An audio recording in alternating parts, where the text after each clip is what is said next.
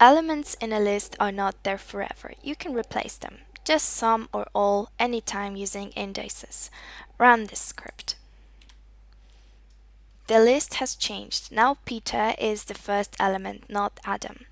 It's because in the second line you told the robot to replace the first element of the list with Peter. Experiment with replacing other elements of the list. You can also add an element to an existing list. So let's use dialog command here.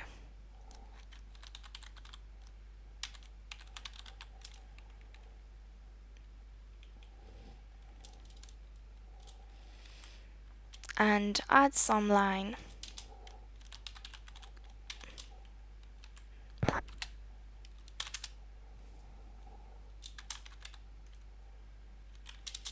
And dialog count.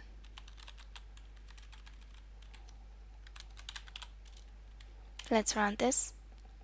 And when you run this script, the first dialog box displays 4, as there are that many elements in the list declared in the first line. The next dialog shows expanded list with a new element at its end, Jack. And the last dialog shows presents you with a new element count, which now equals 5. The code responsible for the change is in this line, in the 7th line. The empty double brackets in a list cause adding Jack to the list.